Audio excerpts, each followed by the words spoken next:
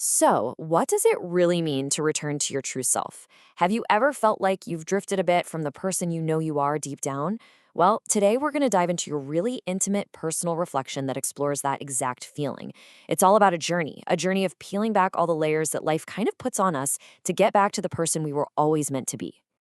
And where does a journey like this even begin? It starts right here with this one powerful mindset.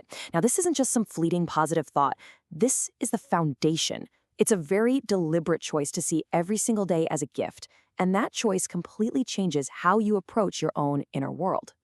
Okay, so if we're going on a journey back to something, well, what exactly are we going back to? The very first step has to be defining this true essence, that core self that our speaker is trying to reclaim. And at its heart, the idea is so simple, but also incredibly profound. The speaker believes that her core nature, the one she was born with, is just pure kindness and love. This isn't something she has to go out and learn, it's something she just needs to rediscover within herself. Now, this is what's so fascinating to me, the clarity of this self-image. It's not some vague idea. It is a specific, remembered identity that she feels was literally gifted to her by the universe. This makes it super clear that her goal isn't self-invention. It's self-reclamation. She's just trying to get back to someone she already knows. But of course, that brings up a huge question, right? If we all start with this pure essence, where on earth does it go? And that leads us straight into the central conflict of this whole journey, the battle between that innate, true self and all the forces that try to cover it up. And here we see that conflict laid bare. It's like a constant tug of war happening inside. On one side, you've got that core essence of kindness and love, but on the other, you've got what she calls these negative overlays. The baggage from life events, and maybe most importantly, all those unnecessary negative thoughts that just slowly start to dim that inner light. And this is the moment of awakening. She actually feels it happening. There's this conscious recognition that her primary true essence is being worn down. And that awareness, that's the catalyst. It's the spark that ignites the desire to actively fight back and finally start the journey home. So, that awareness brings us to a decision. And let's be clear, this isn't some passive wish. It's an active, conscious, and totally intentional project to rediscover that core self. I mean, what a powerful statement.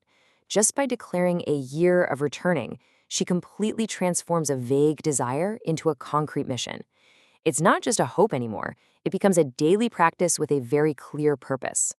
So, how does she actually do it? This is the game plan, right here. This slide breaks down her really practical three-step technique. It's a mindful process. First, she catches the negative thought as it happens. She notices it. Second, she looks at it and realizes, you know what, this is unnecessary.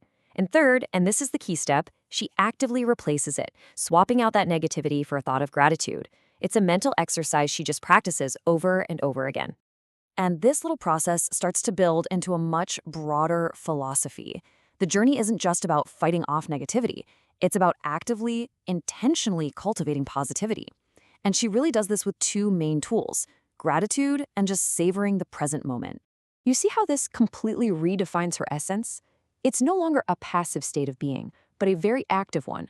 To live, to feel, to savor. She's rejecting this illusion of always waiting for some better future. And she's realizing that her true self can only ever exist right here, right now, in this moment. And look at how comprehensive her gratitude practice is. It's not just for the big, obvious things. It goes from her health and her appearance to her very own thoughts and understanding, even to the little hints and discoveries she feels the universe gives her. It creates this constant, cascading state of appreciation for everything. So after all this work, defining the self, recognizing the internal conflict, and practicing these tools day in and day out, where does this journey actually lead? Well, it leads to a really profound and honestly simple realization about the very meaning of life itself. And there it is, the ultimate realization. Her purpose isn't some far-off future goal. Her entire meaning in life is simply to inhabit her true self, that kind, loving, feminine image in every single moment. For her, there is no other meaning. That's it. This really brings us to the final grounding conclusion. It all comes down to self-possession. The fundamental truth she uncovers is that she has herself. And this simple act of possessing your own core being, that becomes the very essence of life. It's the ultimate anchor in a world that's always changing. So, we've walked through one person's really intimate journey of rediscovery, from defining her essence all the way to the daily practice of reclaiming it. And now, the reflection really turns to you. If you were to embark on a journey of returning to yourself, who would you be coming home to?